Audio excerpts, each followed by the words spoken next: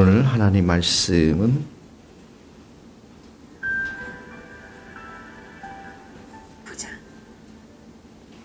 오늘 하나님 말씀 같이 누가복음 3장 10절입니다.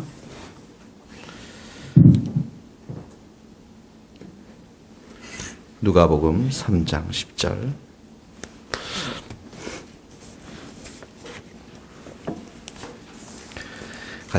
제가 다 같이 합독으로 같이 읽겠습니다. 누가복음 3장 10절에서 20절.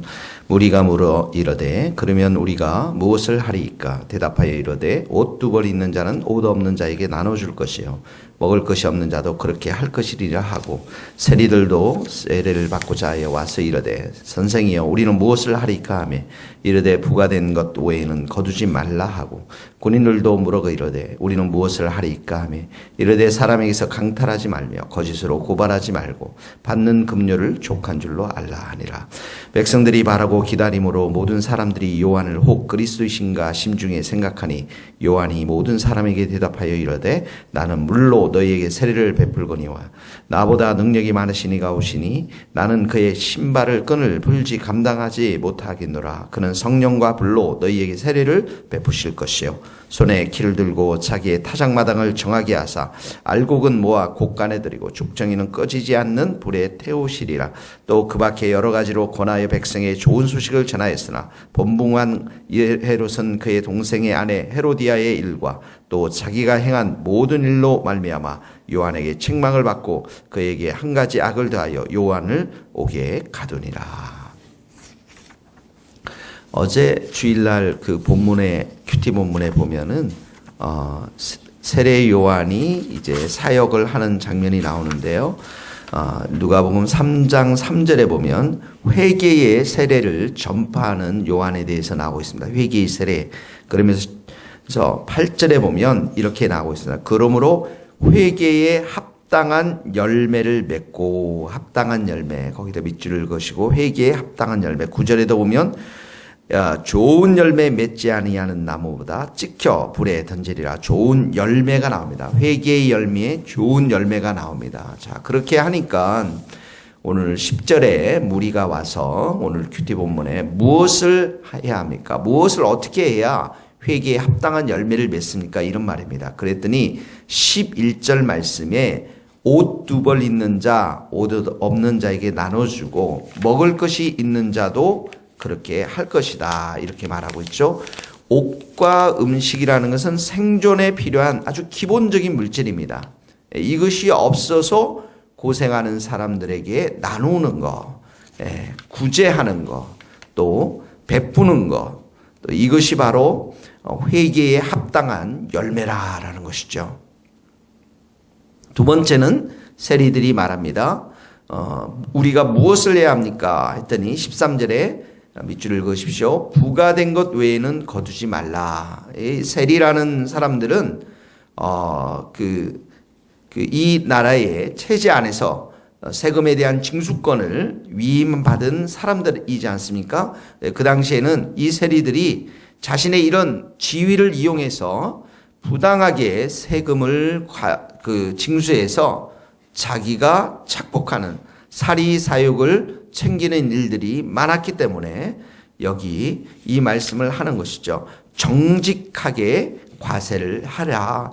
그리고 그 욕심을 위해서 자기 자신의 사리사욕을 위해서 더 이상의 부당한 것들을 요구하지 말라라는 그런 말입니다. 정직을 강조하고 있는 것이죠. 회개에 합당한 열매. 그 다음에 14절에 보면 군인들도 묻습니다. 무엇을 해야 합니까? 했더니 강탈하지 말고, 이렇게 나와 있어요. 강탈. 그 다음에 거짓으로 고발하지 말고, 이렇게 나와 있습니다. 네, 강탈한 거. 이 말은 민간인들을 위협해서, 이들은 이제 군인들이니까 무장한 군인들 아니겠습니까? 그러니까 민간인을 위협해서 부정한 방법으로 또한 탐욕을 채우기 위해서, 그래서 이 위협에서 이득을 취하지 말라라는 것입니다. 그냥 받는 급료를 족한 줄 알라, 이런 말이라는 것이죠. 이것이 바로 회개에 합당한 열매입니다.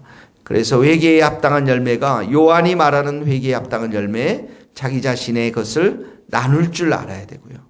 그 다음에 사리사욕을 채우기보다 정직해야 되고, 부정한 방법으로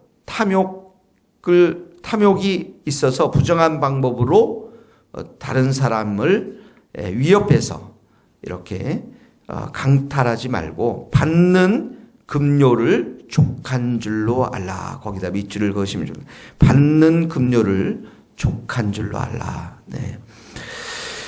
자, 이것이 바로 회개에 합당한 열매인 것입니다. 오늘 우리 말씀을 적용하시면서 여러분들에게 어떤 부분들이 여러분 개인적으로 각자가 적용해야 될지 여러분들을 잘 적용할 수 있기를 바랍니다. 자, 두 번째는 요한이 전하는 예수 그리스도는 어떤 분인가에 대해서 이 말씀이 가르쳐 주고 있습니다. 16절에 보니까 나는 물로, 거기다가 동그라미 치세요. 물로 세례를 베푸신 거야. 16절 마지막 쯤에 그는 성령과 불로 세례를 베풉니다. 자, 물과 성령과 불, 이것이 대주되어 있습니다. 물이라는 게 무엇입니까? 씻는 걸 말하죠. 정결하게 씻는 것입니다. 죄를 사하도록 정결하게 씻는 것을 말하는데, 요한은 그렇게 하지만 예수님은 성령과 불로, 이 성령과 불도 어떻게 합니까? 죄를 태워버리죠. 깨끗하게 해야죠. 그런데 성령과 불은 어떻게 합니까? 성령과 불을 받게 되면 능력과 충만함, 성령의 충만함이 채워져서 담대하게 하나님의 사명을 향해서 달려가게 되는 것이죠. 하나님을 찬양하게 되고요. 예수님의 이름을 높이는 일을 하게 되고요. 예수 그리스도를 온 세상에 증거하고자 하는 놀라운 능력과 열정과 담대함들이 이 성령과 불의 역사를 통해서 그 10년 가운데 부어지게 되는 것을 보게 되어집니다.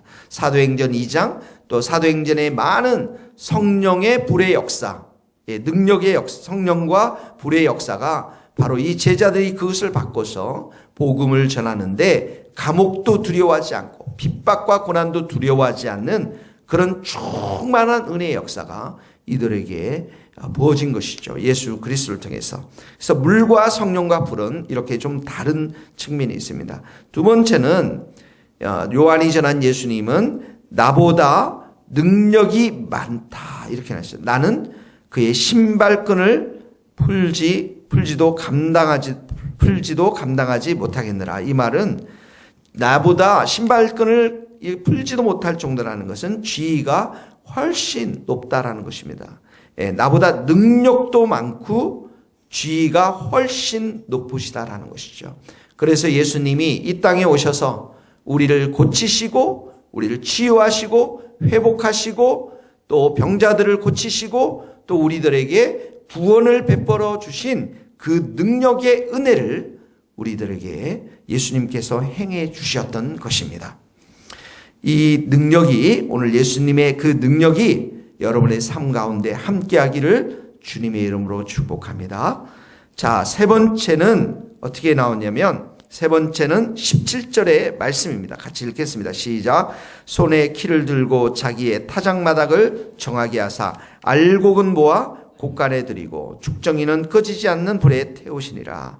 자, 여기 손에 키를 들고, 여러분 키 아시죠?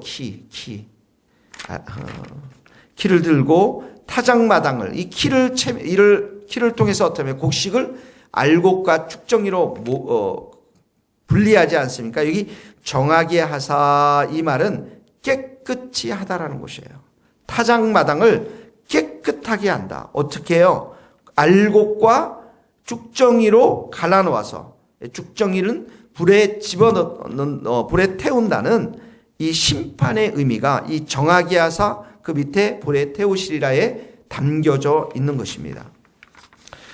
그러니까 이 예수님께서 바로 이 땅에 오셔서 복음을 선포하지만 듣고 영접하는 자들은 알곡이 되는 것이고, 그리고 영접하지 않는 자들은 죽정이가 되어서 지옥의 심판을 멸할 수밖에 없는 그러한 심판주로 오시는 것을 말씀하고 있는 것입니다. 자, 예수님이 이렇게 우리에게 성령과 불의 역사를 주신 분이고, 예수님이 우리에게 바로 능력을 베풀어 주시는 분이시고, 바로 예수님이 이 심판을 이 땅 가운데 행하시기 위해서, 또 다른 말은 이방인들에게는 심판이지만 성도들에게는 어떡합니까? 구원을 베풀어 주시는 그 예수님으로 오셨다라는 것을 요한이 간증하고 있는 것입니다. 오늘도 여러분의 삶 가운데 이 예수님을 향해서 성령과 불의 역사를 위해서 기도하시고, 주의 능력을 통해서 내게도 많은 부분들이 치유되어지고 어둠이 떠나가고 오직 빛의 길, 진리의 길로 걸어갈 수 있도록, 또 나를 구원하신 그 예수님께서 많은 사람에게 쭉정이 될 수밖에 없는 그 사람들에게 우리가 복음을 전할 수 있는 그 은혜를 우리에게 베풀어 달라고 오늘도 적용하시며 기도할 수 있기를 주님의 이름으로 축복합니다. 자, 거기 보면 19절에 보면 분봉왕 헤롯은, 이 헤롯은 동생의 아내 헤로디아를 취하지 않았습니까? 이 일로 인해서 세례 요한의 책망을 받습니다. 그랬더니 20절에 보세요. 요한을 이 헤롯이 옥에 가두게 됩니다. 자, 예수님이 이 땅에 오셔서 빛 가운데 빛으로 오셔서 어둠을 드러내니까 사람들이 그 빛을 기뻐하는 자들도 있었지만 반대하는 사람도 있었습니다. 마찬가지로 이 세례 요한 선지자의 입을, 그 죄악을 선지자의 입을 털어막음으로 인해서 이 헤롯은 자신이 회개할 기회를 놓치고 마는 것이죠. 그래서 요한을 옥에 가두었지만 이 사람이 일시적으로 이렇게 승리한 것처럼 보이지만 성경은 어떡합니까? 헤롯은 하나님 앞에 가서 심판을 당할 수밖에 없는 죽정이에 불과하다는 것을 이 본문에서 보여주고 있습니다. 오늘도 우리가 회개하며 회개에 합당한 열매를 맺으며 예수님만 사랑하고 예수님만 의지하고 성령과 불로서 충만한 복된 하루가 될 수 있기를 주님의 이름으로 축복합니다. 기도하시겠습니다. 하나님 아버지 감사합니다. 오늘도 우리의 삶에 머리에서 발끝까지 우리가 주님 앞에 회개하며 나아갈 때 주의 보혈로 우리를 깨끗이 씻어주시고 성령의 불로 저희들을 태워주셔서 충만케 하시고 새롭게 하시고 능력으로 충만케 하여 주셔서 오늘도 우리의 삶이 하나님께 영광을 돌리며 예수님께 더 가까이 나가는 복된 삶이 될 수 있도록 은혜 베풀어 주시옵소서. 예수 그리스도의 이름으로 기도하며 지금은 우리 주 예수 그리스도의 은혜와 하나님의 크신 사랑과 성령님의 교통하심이 우리 모든 성도들, 선교사님들 머리 위에 이제로부터 영원토록 함께 하시기를 간절히 축원하옵나이다. 아멘.